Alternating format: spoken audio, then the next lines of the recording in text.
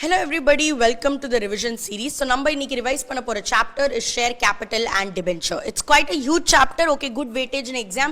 Management and administration மாதிரி இதுவுமே ஒரு lengthy chapter தான். But அவ்வளோ difficult கிடையாது, ரொம்ப easy தான் if you read it in the right manner, in the right sequence. அதுதான் நம்ம பண்ண போறோம். How we made management and administration very easy. Similarly, we are going to now work on share capital and debenture. So next 45 minutes to 1 hour ல இந்த whole chapter revise பண்ணி I'm going to do it. So stick on to the video. For people my classroom students, you will have this handwritten notes. அதை உன் கையில வெச்சுக்கோ and you can revise it. இதுல நிறைய விஷயங்கள் which I have written in the classroom notes நான் கொஞ்சம் eliminate பண்ணிருக்கேன் for the benefit of revision. Like Tata Motors ஓட case study லாம் நான் இங்க eliminate பண்ணிருக்கேன் which you would have written in your classwork. So leave that because we are going from exam oriented point of view. We are going to strictly stick on to the sections and the relevant rule. Okay வா? So start பண்ணலாம். Without any delay start பண்ணலாம். First இந்த chapter எங்க இருந்து ஆரம்பிக்குதுன்னா section number 43 ல இருந்து ஆரம்பிச்சு 71 வரைக்கும் இந்த section இருக்கு. 43 to 70 வந்து shares பத்தி பேசும். 71 ஒரே ஒரு dedicated section மட்டும் எதுக்கு இருக்கு? Debenture-க்கு இருக்கு. First section number 43 எதை பத்தி பேசுதுன்னா kinds of share capital. Share capital எத்தனை kind இருக்குன்னா நமக்கே தெரியும் broad-ஆ ரெண்டு kind தான் இருக்கு. ஒன்னு equity share capital, இன்னொன்னு preference share capital. Equity-யே இவங்க further-ஆ divide பண்ணி ordinary equity share and differential right equity share னு சொல்லிருக்காங்க. Ordinary equity share என்ன? அவனுக்கு வந்து ordinary rights தான் இருக்கும். Like one share is equal to one vote. இந்த மாதிரி ordinary rights இருக்கும். இவனுக்கு இன்னொரு பேரும் இருக்கு which is known as plain vanilla equity share னு இவங்கள we call them, right? இத தவிர இருக்கிற இன்னொரு டைப் என்னன்னா differential right equity shares. Differential right equity shares னா என்ன? He gets differential rights over dividend or voting power or both. That is இவனுக்கு மட்டும் let's say மத்தவங்களுக்கு one share is equal to one vote னா DVR வச்சிருக்கவனுக்கு one share is equal to 1/10 vote னு கூட சொல்லலாம். or மத்தவங்களுக்கு one share is equal to 1x dividend னா இவனுக்கு one share is equal to 2x of dividend declared னு கூட சொல்லலாம். எப்படி நம்ம டாடா மோட்டார்ஸ் கேஸ்ல பார்த்தோம் அதே மாதிரி you can vary என்ன differential rights இருக்கணும்ங்கிறது கம்பெனி வந்து டிசைட் பண்ணி they can do it. But உனக்கு வந்து ரைட்ஸ் டிஃபரெண்டா இருக்கு either over dividend or voting power அப்படினா உன்ன differential right equity shareholders னு சொல்வாங்க. இத தவிர இருக்க மூணாவது கேட்டகரி தான் preference share capital. preference share capital னா என்ன? பேரே சஜஸ்ட் பண்ணுது you will get a preference over dividend and capital repaymentல உனக்கு என்ன கிடைக்கும்? உனக்கு preference கிடைக்கும். இல்ல தோ ஆக்ட்ல ஆண்ட்னு எழுதிந்தா கூட அது ஒரு either or condition நான் கிளாஸ்ல சொல்லி கொடுத்தேன். அதுக்கு அப்புறம் இந்த particular section 43 ல இம்பார்ட்டன்ட்டா நம்ம படிக்க வேண்டியது 43 read along with rule 4. rule 4 ல எதை பத்தி மேம் பேசுறான் அப்படினா நீ DVR படிச்சல that is equity share with differential voting rights. அத ஒரு கம்பெனி இஷ்யூ பண்றான் அப்படினா அவன் என்னலாம் ரூல்ஸ் ஃபாலோ பண்ணுங்கிறது is written here. என்னலாம் ரூல்ஸ் மேம் ஃபாலோ பண்ணுனா முதல்ல உன்னோட articles of association உனக்கு இந்த ரைட்டை கொடுக்கணும். டிவிஆரை இஷ்யூ பண்றதுக்கான ரைட்ஸ் உனக்கு எதுல இருக்கணும்? ஆர்டிகல்ஸ் ஆஃப் அசோசியேஷன்ல இருக்கணும். அண்ட் ரெண்டாவது you should pass a ordinary resolution at a general meeting. நம்ம புக்கோட கடைசி பேஜ்ல ஒரு லிஸ்ட் பண்ணோம். Transactions which are special business but ordinary resolution is passed. அதுல ஒரு எக்ஸெப்ஷன்ல இதுவும் வரும். this one issuing DVRs is a special business தான். பட் அதுக்கு ரெசல்யூஷன் என்னது? Ordinary resolution. இதே நீ ஒரு லிஸ்டட் கம்பெனி அப்படினா நீ உன்னோட வோட்டிங்க போஸ்டல் பேலட் வழியா பண்ணுவ. செக்ஷன் நம்பர் 110 போஸ்டல் பேலட்ல கிராஸ் ரெஃபரன்சிங்கும் நம்ம பண்ணி படிச்சோம். அடுத்தது மூணாவது பாயிண்ட் என்னன்னா the voting power of these people who are getting differential voting rights shall not exceed 74% of the total voting power. இதோட லாஜிக்கும் நான் கிளாஸ்ல கிளியரா சொன்னேன். சோ ஃபர்ஸ்ட் மூணு பாயிண்ட் என்ன மேம்? டிவிஆர் ஷேர்ஸ் கொடுக்கணும்னா ஃபர்ஸ்ட் உன்னோட ஆர்டிகல்ஸ்ல உனக்கு அத்தாரிட்டி இருக்கணும். ரெண்டாவது ஜெனரல் மீட்டிங்கை கூப்பிட்டு ஷேர் ஹோல்டர்ஸ் கிட்ட நான் டிவிஆர் கொடுக்க போறேன் உங்களுக்கு ஓகேவான்னு கேட்டுக்கோ. ஆர்டினரி ரெசல்யூஷன் பாஸ் பண்ணும். மூணாவது டிவிஆர் யாருக்கெல்லாம் இஷ்யூ பண்றியோ அவங்களோட voting power 74% of the total voting power exceed ஆக கூடாது. இத பாத்துக்கோ while issuing DVRs. அதுக்கு அப்புறம் நம்ம பார்த்தது default point. The company should have not done default in filing their annual return under section 92 and financial statements in the last 3 years. இத தவிர you should have not done subsisting default. Subsisting னா என்னது? Continuing default in payment of declared dividend, in repayment of deposit, in redemption of preference shares and redemption of debenture. இதுல subsisting default பண்ணக்கூடாது. அப்படினா continuing default நீ என்னைக்கு correct பண்ணியோ அன்னைக்கு நீ என்ன கொடுத்துக்கலாம்? DVR கொடுத்துக்கலாம். அடுத்த 6th பாயிண்ட் என்னன்னா you should have not defaulted in payment of dividend on preference shares, repayment of term loan or interest on term loan, statutory dues with respect to employees or transfer of amount to IPF fund. இதுலலாம் நீ default பண்ணியிருந்த அப்படினா நீ wait பண்ணுப்பா. உனக்கு ஒரு cooling period இருக்கு. cooling period என்னது 5 years from the end of the year when the default was made good. Have a look at this illustration that we noted down in class. Term loan நான் கொடுத்திருக்கேன். Term loan ஓட due date என்னது 15/3/2020. ஆனா pay என்னைக்கு பண்ண 15/4/2020. term loan ஓட repayamentல என்ன பண்ணிருக்க நீ default பண்ணிருக்க. அப்போ நீ என்ன பண்ணும், எந்த வருஷம் நீ default கரெக்ட் பண்ணியோ, எந்த வருஷம் default கரெக்ட் பண்ண, financial year இந்த வருஷம் தான் நீ பே பண்ணிருக்கணும். பட் நீ எந்த வருஷம் default கரெக்ட் பண்ண, you have corrected the default in 2020-21. எப்படி இங்க பாருப்பா 15/4/2020 தான் நான் என்ன பண்ணேன் பே பண்ணேன். அப்படினா financial year என்னைக்கு நான் கரெக்ட் பண்ணேன் 2020 to 2021. அப்போ என் financial year என்னைக்கு முடியுது 31st March 2021 தான் முடியுது. அன்னையில இருந்து 5 வருஷம் கூலிங் பீரியட் நீ வெயிட் பண்ணிட்டு அதுக்கு அப்புறம் தான் DVR இஷ்யூ பண்ண முடியும். அதுதான் இங்க எழுதி இருக்கு. company may issue DVR on expiry of 5 years from the end of the year, not from the year கிடையாது, from the end of the year when the default was made good. okay, இந்த calculation நம்ம பண்ணோம். உனக்கு வேணா நீ pass பண்ணி பாத்துக்கோ. classroom students, we have already done this sum. next is point number 7. என்னதுன்னா the company should have not been penalized by the court or tribunal to have committed any offense in the last 3 years. இதெல்லாம் நீ follow பண்ண அப்படினா, இதோடலாம் நீ comply பண்ணினா நீ என்ன பண்ணலாம், DVR shares இஷ்யூ பண்ணலாம். பட் DVR shares இஷ்யூ பண்ணாலும் சில விஷயங்களை நீ ஞாபகம் வச்சுக்கணும். Equity normal ordinary equity share கேபிட்டல்ல DVR க்கு மாத்துறதோ இல்ல DVR ஈக்விட்டிக்கு மாத்துறதோ பண்ண முடியாது. ஒண்ணு நீ கேன்சல் பண்ணி புது ஷேர்ஸ் தான் இஷ்யூ பண்ண முடியும். இந்த மாதிரி கன்வர்ட் பண்ண முடியாது. DVR ஷேர் ஹோல்டர்ஸ்க்கு மத்த ஷேர் ஹோல்டர்ஸ்க்கு கொடுக்கிற மாதிரி வோட்டிங் பவரோ இல்ல ரைட் ஷேர்ஸோ இல்ல போனஸோ இல்ல டிவிடெண்டோ மத்தவங்களுக்கு கொடுத்தா இவங்களுக்கு கொடுக்கணும். எப்படி மத்த ஷேர் ஹோல்டர்ஸோட பேரை ரெஜிஸ்டர் ஆஃப் மெம்பர்ல எழுதுவியோ இவங்களோட பேரும் எதுல எழுதணும், ரெஜிஸ்டர் ஆஃப் மெம்பர்ஸ்ல எழுதிதான் ஆகணும். அதுக்கு அப்புறம் செக்ஷன் நம்பர் 44 and 45 நம்ம சிலபஸ்ல கிடையாது. we came to section number 46. 46 talks about what?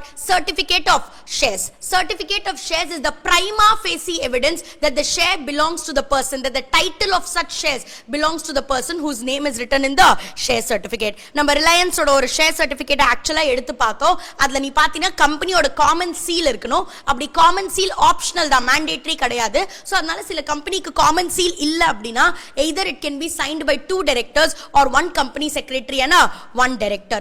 in case it is being signed by 2 directors, ensure that at least one of them is not a whole time director or managing director, that is independent ஆ யாராவது sign பண்றாங்கங்கறத take care பண்ணிக்கோங்கன்னு சொல்றாங்க. So இங்க இன்னொரு விஷயம் நம்ம டீடைலா பார்த்தோம். prima facie evidence னா என்னன்னு பார்த்தோம். prima facie evidence-க்கும் conclusive evidence-க்கும் என்ன மேம் டிஃபரன்ஸ்ங்கறத நம்ம கிளாஸ்ல பார்த்தோம். நான் குயிக்கா இப்போ ரிப்பீட் பண்றேன். prima facie-ங்கிறது on the face of it அந்த ஷேர் சர்டிபிகேட்ல யாரு பேர் எழுதி இருக்கோ அவங்களுக்கு தான் அந்த ஷேர் சர்டிபிகேட்னு நம்ம நினைப்போம். ஆனா அது ஃபோர்ஜரியா இருக்கு, ஃப்ராட் பண்ணிருக்காங்க, சிக்னேச்சர் தப்பா இருக்குன்னா நீ அது கோர்ட்ல போய் நீ அதை என்ன பண்ணலாம், you can question it, you can challenge it in the court, but conclusive evidence challenge பண்ண முடியாது. இங்க என்ன எழுதி இருக்காங்கன்னு பாரு, prima facie evidence தான் எழுதி இருக்காங்க. அப்படினா ஷேர் சர்டிபிகேட்ல யார் பேர் எழுதி இருக்கோ அவங்களது தான் இந்த ஷேர் அப்படின்னு நம்ம நினைச்சுப்போம். ஆனா அது உண்மை இல்ல, இல்ல இவன் வந்து ஃப்ராட் பண்ணிருக்கான், இல்ல கம்பெனி இதுல சைனே போடலனா நீங்க போய் அதை என்ன பண்ணலாம், கோர்ட்ல சேலஞ்ச் பண்ணலாம். ஏன்னா இது prima facie evidence தான், conclusive evidence of title கிடையாது.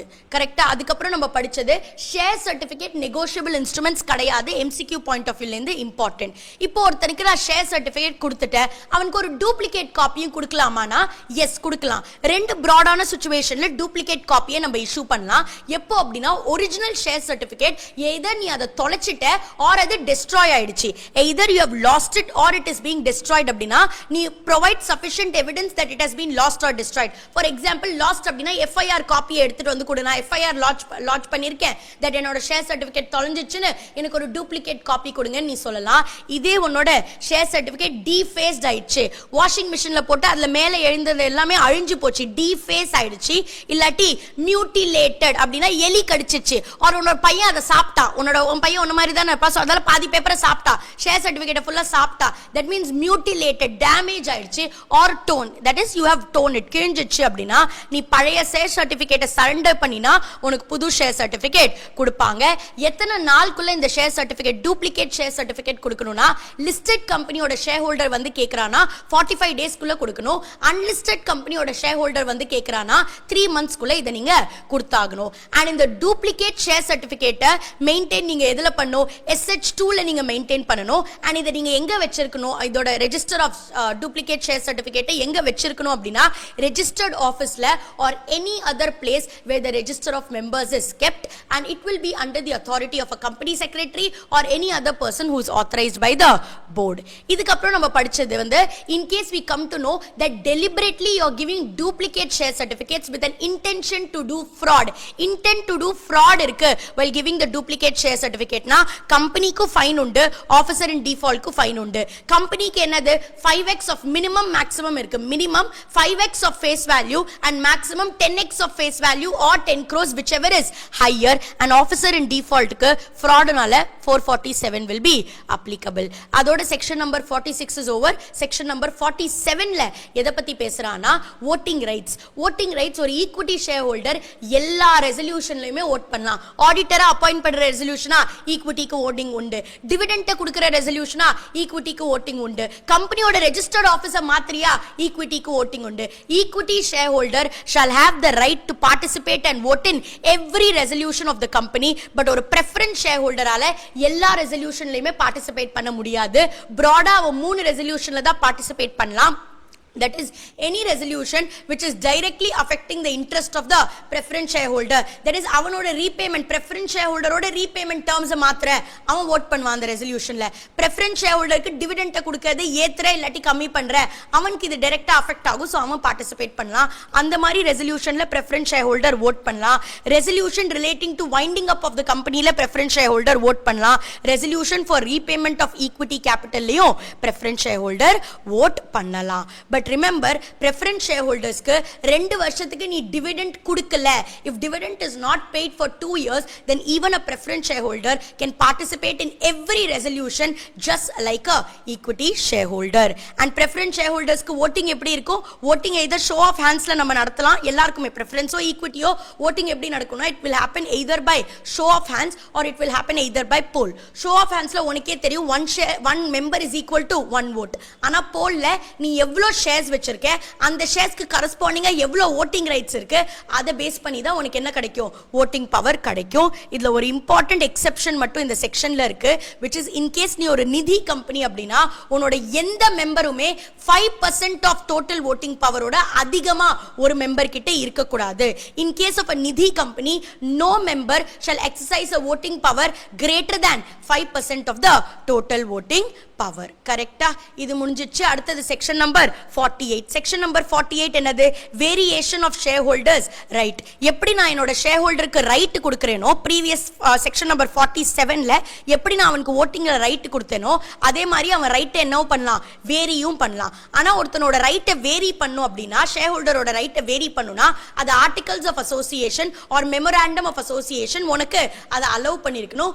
ஆர் டர்ம்ஸ் ஆஃப் இஷ்யூலயாச்சு நீ ரைட்ஸை வேரி பண்ணுவேங்கிறத நீ கிளியரா எழுதி இருக்கணும். இத தவிர கீழ இருக்கிற பாயிண்ட்ஸ் என்னது அப்படினா, இன் கேஸ் நீ ரைட்டை வேரி பண்ணும் அப்படின்னு டிசைட் பண்ணிட்டீனா கன்சென்ட் கேட்கணும். கன்சென்ட் வந்து ஒன்னு நீ பிசிக்கல் மீட்டிங் கூப்பிடுறனா ஸ்பெஷல் ரெசல்யூஷன் பாஸ் பண்ணு, இல்ல பிசிக்கல் மீட்டிங் இல்ல கன்சென்ட் தான் கேட்க போறனா 3/4 ஆஃப் த இஷ்யூட் ஷேர் கேபிட்டலோட கன்சென்ட் நீ கேட்கணும். எந்த கிளாஸோட ரைட்டை நீ வேரி பண்றியோ அவங்களோட 3/4 of the issued share capital யார்கிட்ட இருக்கோ அவங்க கன்சென்ட் கொடுக்கணும், saying that they are okay if the rights are varied. ஓகேயா?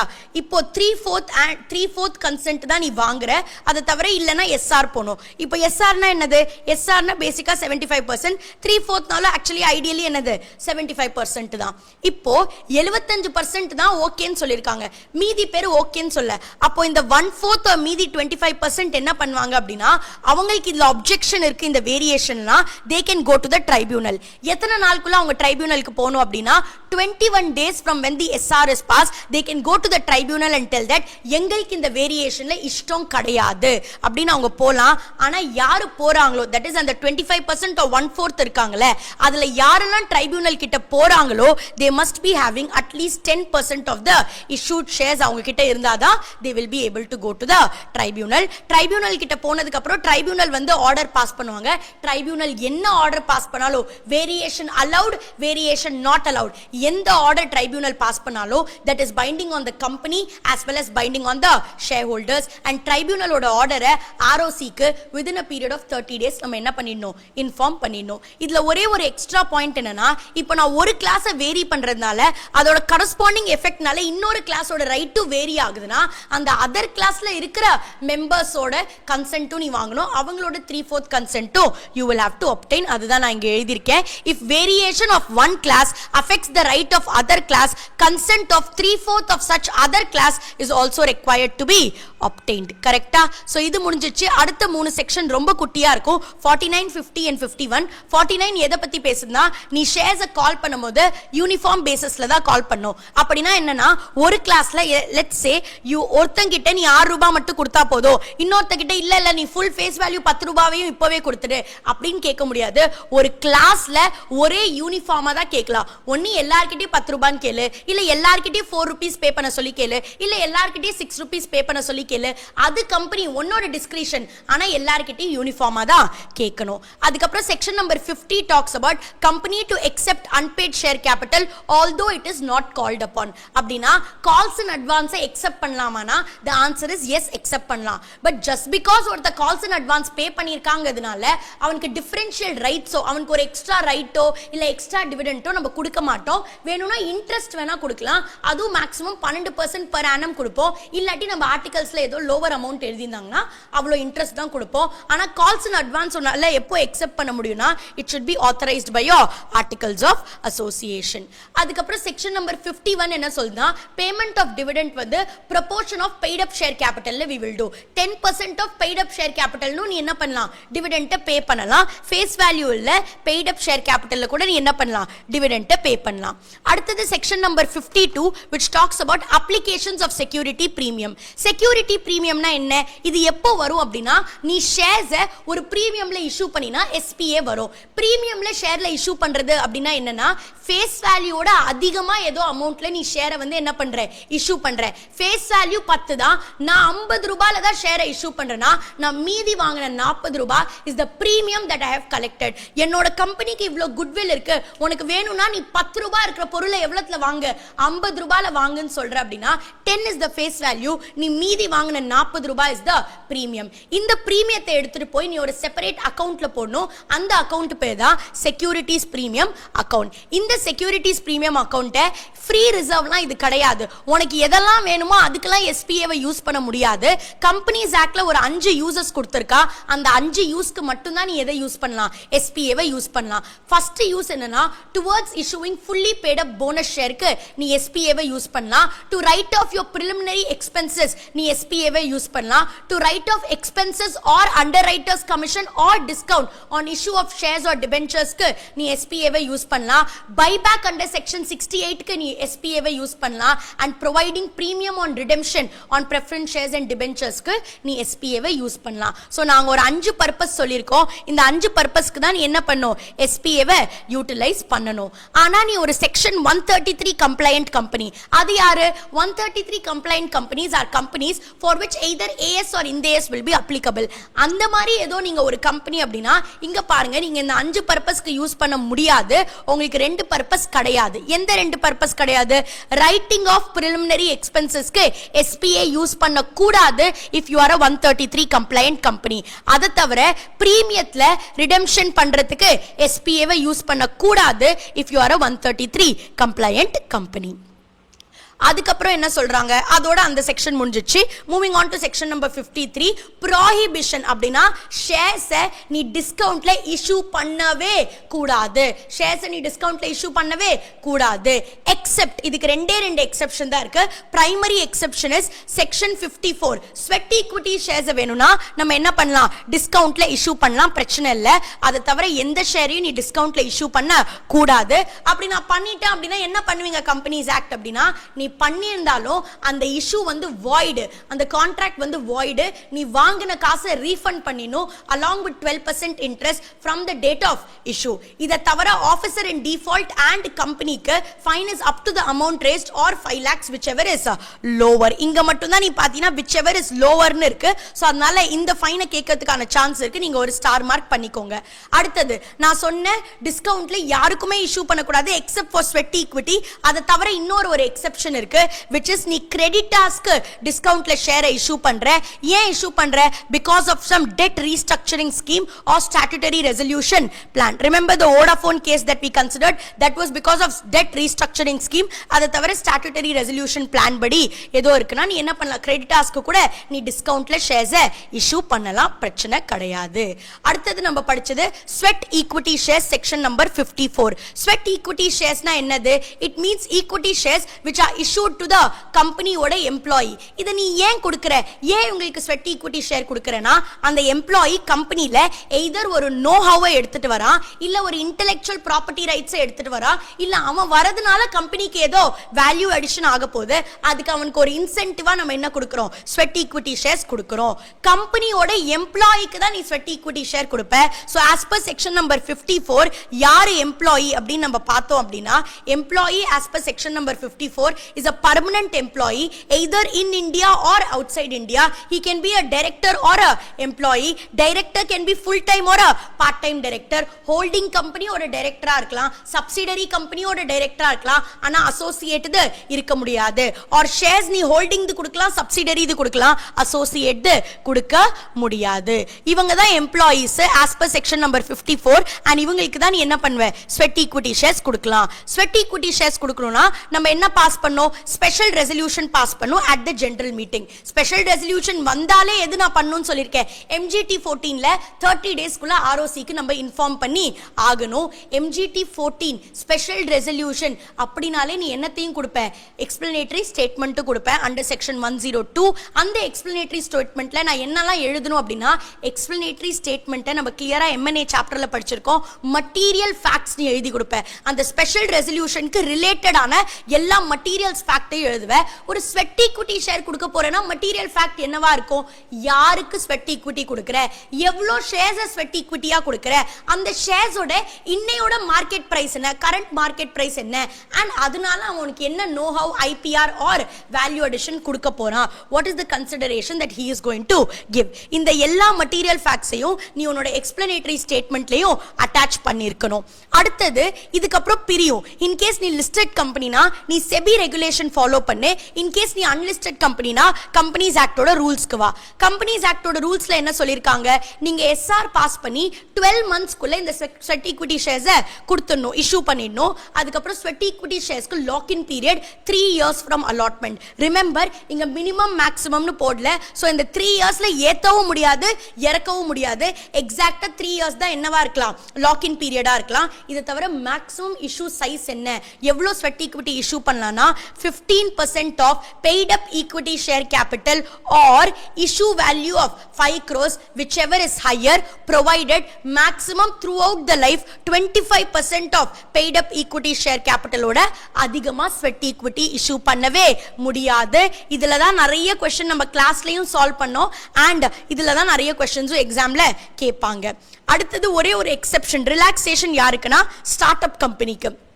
ஸ்டார்ட் அப்க்கு நீ பாத்தீனா 15% of paid up equity share capital or issue value of 5 crores whichever higher அது இருக்கு. பட் அந்த அப்பர் கேப் இருக்குல, இங்க எப்படி 25% அங்க it is 50% of paid up share capital, not paid up equity share capital, paid up share capital. Paid up equity share கேபிட்டலுக்கும் paid up share கேபிட்டலுக்கும் என்ன மேம் வித்தியாசம்னா, பெய்ட் அப் ஷேர் கேபிட்டல்ல பிரெஃபரன்ஸையும் நீ ஆட் பண்ணுவ கால்குலேட் பண்ண போது. அப்போ ஃபுல் சம்மரி நம்ம இதோடது பார்த்தோம் அப்படின்னா நீ ஒரு நார்மல் கம்பெனினா நீ எவ்வளவு ஸ்வெட் ஈக்விட்டி கொடுக்கலாம் 15% of paid up equity share capital or 5 crores whichever is higher up to a maximum of 25% of paid up equity share capital. இதே நீ ஒரு ஸ்டார்ட் அப் கம்பெனி அப்படின்னா 15% of paid up equity share capital or 5 crores whichever is higher up to a maximum of 50% of paid up share capital. Are you able to understand this? இதுக்கு அப்புறம் நம்ம நிறைய illustration இதுக்கு solve பண்ணோம். அடுத்தது உனக்கு உன்னோட valuation தெரியல அப்படினா no problem, registered valuer appoint பண்ணி valuation obtain பண்ணிக்கலாம். இந்த sweat equity shares ஓட register SH3 ஃபார்ம்ல மெயின்टेन பண்ணுவோம். இத எங்க வெச்சிருப்போம் அப்படினா கம்பெனியோட registered officeல or we will keep it in any other place as may be prescribed by the board under the custody of a company secretary or any other person who is authorized. இதுக்கு அப்புறம் accounting entry இருந்தது which I am not going into. அதுக்கு அப்புறம் section number 55 is issue and redemption of preference shares. Preference shares irredeemable preference shares ne issue பண்ணவே முடியாது as per Companies Act. Preference shares redeemable மட்டும் தான் இருக்கணும். அது redeem கோ நீ 100 வருஷம் 150 வருஷம்லாம் redemption period கொடுக்க முடியாது. maximum எவ்வளவு இருக்கலாம் 20 years இருக்கலாம். இதே நீ ஒரு infrastructure companyனா உனக்கு 30 years இருக்கலாம் redemption period. but infrastructure companyக்கு redemption period 30 years வரைக்கும் வெச்சுக்கலாம். but from the 21st year you must start to redeem at least 10% of the preference share capital. அதுக்கப்புறம் எப்போ என்னால preference share capital issue பண்ண முடியும்னா என்னோட AOL என்ன ஆத்தரைஸ் பண்ணிருக்கணும். I should pass a SR at a general meeting and முன்னாடி வேற எந்த preference sharesலயோ நான் redemptionலயோ default பண்ணிருக்க கூடாது or dividend pay பண்றதுலயோ default பண்ணிருக்க கூடாது.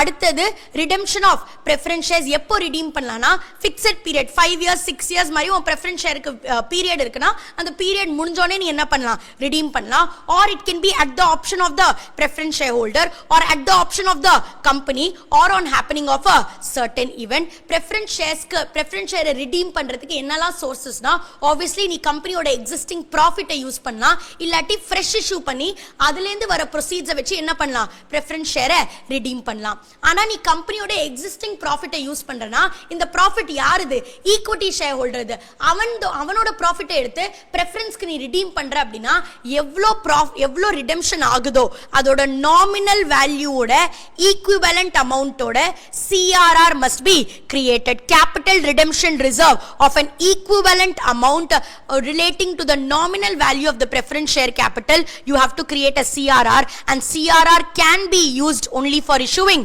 bonus shares. இதே நீ வந்து உன்னோட preference share capital பிரீமியத்துல redeem பண்ற அப்படினா you can either use for redemption your securities premium account or you can use your profits. Securities premium account use பண்ணும்போது ஞாபகம் வெச்சுக்கோ, நம்ம ஏற்கனவே படிச்சோம் section 133 company compliantனா உனக்கு ரெண்டு விஷயம் கிடையாது. நீ வந்து preliminary expenses write off பண்ண SPA யூஸ் பண்ண முடியாது. அத தவிர நீ என்ன பண்ண முடியாது, இந்த மாதிரி பிரீமியத்துல redeem பண்றதுக்கு SPA வை யூஸ் பண்ண முடியாது. சோ நீ ஒரு section 133 compliant companyனா உனக்கு இந்த ஆப்ஷன் கிடையாது. நீ வெறுமனே profit யூஸ் பண்ணி தான் பண்ணணும். நீ எப்போ redeem பண்ணுவ preference shares அப்படினா only when they are fully paid up preference shares. and the last point of this section is in case அந்த preference shares redeem ஆகும்போது என்கிட்ட enough funds இல்ல, I am not in the position to redeem the preference shares or pay the dividend அப்படினா company should take consent of 3/4 of the value of preference shareholders. யார்கிட்ட 3/4 preference shareholders இருக்கோ அவங்களோட consent வாங்கணும் and tribunalோட consent வாங்கணும். consent வாங்கி என்ன பண்ணலாம்னா you can issue further redeemable preference shares of an amount equivalent to the unredeemable preference share and dividend. எவ்வளோ என்கிட்ட பேசிக்கா இது ஒண்ணுமே இல்லக்கண்ணா, என்கிட்ட காசு இல்லை, ஓகேயா, நான் என்ன சொல்றேன்னா காசு கொடுக்க முடியாது. ஸோ நான் என்ன பண்றேன்னா இந்த preference share 1 இருக்குல்ல இதை நான் கேன்சல் பண்றேன், இதை நான் redeem பண்றேன். எப்படி? by issuing preference shares 2. அப்படின்னா என்ட்ரி எப்படி இருக்கும்? preference share capital 1 to preference share capital 2. ஏன்னா இந்த 1 எக்ஸாஸ்ட் ஆகுது, அதுக்கு பதிலா என்ன பண்ற புது preference shares கொடுக்கல. இப்படி பண்ணலாமானா பண்ணலாம், ஆனா அதுக்கு 3/4 of the value of preference shares யார் வச்சிருக்காங்களோ அவங்க கிட்ட கன்சென்ட் கேட்கணும் and tribunalோட அப்ரூவலும் வாங்கணும். அதுக்கப்புறம் இப்போ 3/4 தானே கன்சென்ட் கொடுத்திருக்காங்க, அந்த 1/4 மீதி யாரு கன்சென்ட் கொடுக்கலையோ அவங்களுக்கு இமீடியட்டா பே ஆஃப் பண்ணி redeem பண்ணி கம்பெனியை விட்டு அமிச்சிடணும். அதோட செக்ஷன் நம்பர் 55 முடியுது. அடுத்தது section number 56 transfer and transmission of securities. செக்யூரிட்டியை டிரான்ஸ்ஃபரும் பண்ணலாம். தட் இஸ் ஒரு காசு வாங்கி அதுக்கு பதிலாக நான் என் ஷேரை என்கிட்ட இந்த ஷேரை அபினவ்னு ஒருத்தனுக்கு காசு வாங்கி நான் கொடுக்குறேன், அதுவும் பண்ணலாம். ஆர் டிரான்ஸ்மிஷன் அப்படின்னா ஆபரேஷன் ஆஃப் லானால கூட ஷேர் என்ன ஆகலாம், வேற யாருக்கோ பாஸ் ஆகலாம். ஆபரேஷன் ஆஃப் லானா என்னது அப்படின்னா in case of death, in case of insolvency, in case of unsound mind அந்த ஷேர் ஹோல்டர் ஆயிட்டானா ஆட்டோமேட்டிக்கா அந்த ஷேர் வேற யாருக்காச்சும் பாஸ் ஆயிடும். அது பேர் தான் டிரான்ஸ்மிஷன். டிரான்ஸ்மிஷன் டிரான்ஸ்ஃபர் ரெண்டுத்துலையுமே நம்ம ஷேர் வேற யாருக்கோ போகுது. ஆனால் ரெண்டுத்துக்கும் என்ன டிஃப்ரென்ஸ் அப்படின்னா டிரான்ஸ்ஃபர்ல நீ காசு வாங்கி ஷேரை வேற யாருக்கோ கொடுக்குற, டிரான்ஸ்மிஷன்ல ஆபரேஷன் ஆஃப் லானால ஷேர் வேற யாருக்கோ போகுது. டிரான்ஸ்ஃபர் நீ யாருக்கோ ஷேர் பண்றனா ஒரு ப்ராப்பர் இன்ஸ்ட்ருமெண்ட் ஆஃப் டிரான்ஸ்ஃபர் இருக்கணும். It must be clearly executed. எக்ஸிக்யூட்டட்னா என்னது, it must be signed, it must be dated as well as it must be stamped in form SH4. இதை தவிர அந்த இன்ஸ்ட்ருமெண்ட் ஆஃப் டிரான்ஸ்ஃபர்ல யாருக்கு டிரான்ஸ்ஃபர் பண்றியோ டிரான்ஸ்ஃபரியோட எல்லா டீடைலையும் நீ கிளியரா எழுதணும். அவங்களோட பேர் என்ன, அட்ரஸ் என்ன, ஆக்குபேஷன் என்ன, இதெல்லாம் you have to write clearly. அதுக்கப்புறம் delivery of such instrument of transfer to the company by the transferor or the transferee. அந்த இன்ஸ்ட்ருமெண்ட்டை போய் கம்பெனிக்கு யாருக்கு கொடுக்கணும், டிரான்ஸ்ஃபரரும் போய் கொடுக்கலாம், டிரான்ஸ்ஃபரியும் போய் கொடுக்கலாம். எத்தனை நாளுக்குள்ள கொடுக்கணும், 60 டேஸ்க்குள்ள கொடுக்கணும் from the time you executed this transfer arrangement. Okay, and the next is இது வந்து நீ படிச்சது fully paid up ஷேருக்கு. இதுவே உன்னோட ஷேர் partly paid up அப்படின்னா that is நீ ஷேரோட ஃபேஸ் வேல்யூ 10 ரூபாய், நீ 6 ரூபாய் தான் கட்டியிருக்க. 6 ரூபாய் பே பண்ணிட்டு நான் ஷேர் வேற யாருக்கோ டிரான்ஸ்ஃபர் பண்றேன் நீ சொல்ற அப்படின்னா கம்பெனி ஒரு கன்ஃபர்மேஷன் வாங்கிப்பான். ஏன்னா நாளைக்கு கம்பெனி வந்து அந்த 4 rupees அன்கால்ட் அமௌண்ட்டை கூப்பிடும் போது அந்த டிரான்ஸ்ஃபரி வந்து எனக்கு இதை பத்தி தெரியவே தெரியாது, நான் fully paid up தான் வாங்கினேன் அப்படின்லாம் சொல்ல சான்ஸ் இருக்கு. அதனால இன்கேஸ் பார்ட்லி paid up ஷேரை டிரான்ஸ்ஃபர் பண்றீங்கன்னா company ஒரு என்ன அனுப்பும், company will send a notice to the transferee in form SH5 saying that இங்க பாருங்கப்பா உங்களுக்கு டிரான்ஸ்ஃபர் பண்ண சொல்லி டிரான்ஸ்ஃபரர் சொல்லிருக்காரு, ஆனா உங்களுக்கு தெரியுமா இந்த ஷேர் வந்து பார்ட்லி paid up தான், சோ நாளைக்கு நாங்க 4 rupees கால் பண்ணோம்னா நீங்க தான் அதை கட்டணும் அப்படின்னு சொல்லி டிரான்ஸ்ஃபரி கிட்ட நம்ம கேட்போம். டிரான்ஸ்ஃபரி அதுக்கு ரெஸ்பாண்ட் பண்ணும் with a no objection certificate where he or she tells that ஆமா ஆமா எனக்கு தெரியும் இது பார்ட்லி paid up தான், நாளைக்கு நீங்க 4 rupees கேட்டீங்கன்னா நானே பே பண்ணிடுறேன், பிரச்சனை இல்ல அப்படின்னு ஒரு no objection certificate 2 weeks from the transfer, 2 weeks of such notice அவங்களுக்கு என்னைக்கு கிடைச்சிருக்கோ அதோட என்ன பண்ணும், they have to inform to the company. அப்படி அவங்க no objection certificate கொடுத்துட்டாங்கன்னா நம்ம ஷேரை என்ன பண்ணிடுவோம், அவங்க பேர்ல டிரான்ஸ்ஃபர் பண்ணிடுவோம். அடுத்தது என்ன அப்படின்னா டிரான்ஸ்மிஷன். டிரான்ஸ்மிஷன் நான் ஏற்கனவே சொன்னேன், அது ஆபரேஷன் ஆஃப் லானால நடக்கும், எய்தர் டெத்னால, இன்சால்வென்சினால, or if a person has become lunatic. டெத்னா அந்த ஷேர் யாருக்கு போகும், என்னோட லீகல் ரெப்ரசன்டேட்டிவ்க்கு போகும். இன்சால்வென்சினா resolution professional, that is liquidated official assignee, அவங்களுக்கு ஷேர்ஸ் டிரான்ஸ்மிஷன் ஆயிடும். லுனாட்டிக் தட் இஸ் அன்சவுண்ட் மைண்டா ஆயிட்டனா it will go to the administrator. But இதுல இம்பார்ட்டன்ட் பாயிண்ட் என்னது அப்படின்னா transfer of security of a deceased personோட, தட் இஸ் ஒருத்தர் செத்து because of death வந்து if the shares are getting transmission to his legal representative, and the legal representative அவனோட பேர்ல share மாறதுக்கு முன்னாடி அதை வேற யாருக்கோ வித்துட்டானா கூட it will be considered valid. Usually என்கிட்ட இருக்கிற ஒரு பொருளை தான் என்னால் விற்க முடியும், இன்னும் அந்த லீகல் ரெப்ரசன்டேட்டிவ் பேர்ல ஷேர் சர்டிஃபிகேட்டை கொடுக்கல, ஆனா அவன் என்ன பண்ணிட்டான் அதுக்கு முன்னாடியே வேற யாருக்கும் வித்துட்டானா will it be valid? The answer is yes, it will be valid. அதுக்கப்புறம் நம்ம பார்த்த கான்செப்ட் வந்து forged transfer. Forged transfer is considered to be nullity and it is not legally binding. Legally binding கிடையாது, இது nullity தான். நான் ஏமாந்துட்டேன், நான் நம்பி தான் வாங்கினேன், நீ என்ன சொன்னாலும் forged transfer will be considered as nullity and it will not be legally binding. Next is time limit. எத்தனை நாளுக்குள்ள ஷேர் சர்டிஃபிகேட் கொடுக்கணும் அப்படின்னா இன்கேஸ் சப்ஸ்கிரைபர்ஸ்க்கு கொடுக்கணும்னா within 2 months of the incorporation கொடுக்கணும். அலாட்மெண்ட் பண்ணிட்டு 2 months within the allotment you have to give the share certificate, and in case transfer or transmission கேஸ்னா within 1 month share certificate கொடுத்துருங்க, and allotment of debentures னா 6 months குள்ள கொடுத்துருங்க. But நீங்க மேல படிச்சது எதுவுமே அப்ளை ஆகாது இன் கேஸ் ஆஃப் டெபாசிட்டரி. டிமேட்ல மெயின்டைன் பண்றீங்கன்னா இதெல்லாம் அப்ளை ஆகாது. அடுத்தது இந்த மேல இருக்க செக்ஷன்ல கான்ட்ரவென்ஷன் பண்ணீங்கன்னா கம்பெனி அண்ட் ஆஃபீஸர் இன் டிஃபால்ட்க்கு 50,000. இதை தவிர அந்த ஆஃபீஸர் இன் டிஃபால்ட் ஃப்ராட் பண்ணியிருக்கான்னு எங்களுக்கு தோணுச்சுன்னா 447 அப்ளிகபிளா இருக்கும். அடுத்தது வந்து செக்ஷன் நம்பர் 57 ரொம்ப ஈஸி. அது பனிஷ்மெண்ட் ஃபார் பர்சனேஷன். அப்படின்னா நீ வேற யாரோ மாதிரி நடிக்கிற, நீ அந்த ஷேர் ஹோல்டர் கிடையாது, பர்சானிஃபை பண்ற, அவன மாதிரி நடிக்கிற அப்படின்னா in that case உனக்கு imprisonment இருக்கு, ஃபைனும் இருக்கு. imprisonment is minimum 1 year, maximum 3 years. fine is minimum 1 lakh, maximum 5 lakhs. அடுத்தது செக்ஷன் நம்பர் 58. செக்ஷன் நம்பர் 58ல என்ன சொல்றா? refusal to register in case of transfer and transmission. நீ வந்து டிரான்ஸ்ஃபர் பண்ணணும் இல்ல டிரான்ஸ்மிஷன் பண்ணணும்னு கம்பெனிக்கு இன்டிமேட் பண்ணிட்ட, 30 டேஸ்க்குள்ள இன்டிமேட் பண்ணிட்ட. ஆனா within 30 days கம்பெனி ரெஸ்பாண்ட் பண்ணி என்ன சொல்றானா, இல்ல உன்னோட டிரான்ஸ்ஃபர் எல்லாம் ரெஜிஸ்டர் பண்ண முடியாதுன்னு he is giving you a notice refusing to register your transfer. நீ டிரான்ஸ்ஃபர் பண்ணீங்கன்னு அப்ளிகேஷன் கொடுத்திருக்க, அந்த அப்ளிகேஷன் என்ன ஆயிருக்கு? ரெஃப்யூஸ் ஆயிருக்கு, ரிஜெக்ட் ஆயிருக்கு. அப்படின்னா நீ என்ன பண்ணலாம்? அந்த நோட்டீஸை யாருக்கு கம்பெனி அனுப்புனா, டிரான்ஸ்ஃபரருக்கும் அனுப்பும், டிரான்ஸ்ஃபரிக்கும் அனுப்பும். டிரான்ஸ்ஃபரிக்கு இதுல அப்ஜெக்ஷன் இருக்கு, இல்ல ஏன் இவங்க வந்து ரிஜெக்ட் பண்ணாங்க, இதுக்கு ஒரு ரீசனே இல்ல அப்படின்னா டிரான்ஸ்ஃபரி எங்க போலாம்? he can go to the tribunal and tribunal investigate பண்ணிட்டு they will order to record the transfer or transmission, or in case ஏதோ தப்பா ரெக்கார்ட் பண்ணிருக்காங்கன்னா ரெக்டிஃபை பண்ண சொல்லி கூட ஆர்டர் கொடுப்பாங்க within a period of 10 days.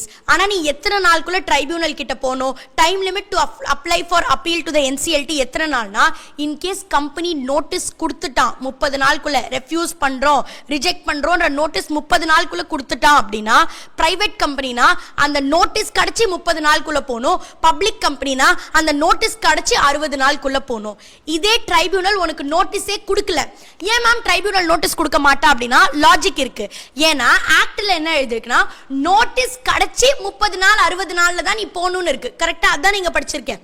Notice கிடைச்சி 30 நாளுக்குள்ள போகணும், நோட்டீஸ் கிடைச்சி 60 நாளுக்குள்ள போகணும். இப்போ ட்ரைபியூனல், இப்போ வந்து கம்பெனிக்கு நீ ட்ரைபியூனல் கிட்ட போவேனா, அவன் வேணும்னே நோட்டீஸே கொடுக்க மாட்டான், ஆமான்னு சொல்ல மாட்டான், நோட்டீஸ் கொடுத்து ரிஜெக்டும் பண்ண மாட்டான், அப்படியே ஒன்னு தொங்க வச்சுட்டே இருக்கானா, ஆக்ட் என்ன சொல்லுனா, நீ கவலைப்படாத ஷேர் ஹோல்டர், நீ கவலைப்படாத டிரான்ஸ்ஃபரர் ஆர் டிரான்ஸ்ஃபரி, 30 நாளுக்குள்ள கம்பெனி உனக்கு எக்ஸெப்டும் பண்ணல ரிஜெக்டும் பண்ணலனா அடுத்த 60 நாளுக்குள்ள within a period of 60 days from the date you submitted the appeal, அங்கேந்து 60 டேஸ்க்குள்ள நீ என்ன பண்ணலாம்? you can come to the tribunal.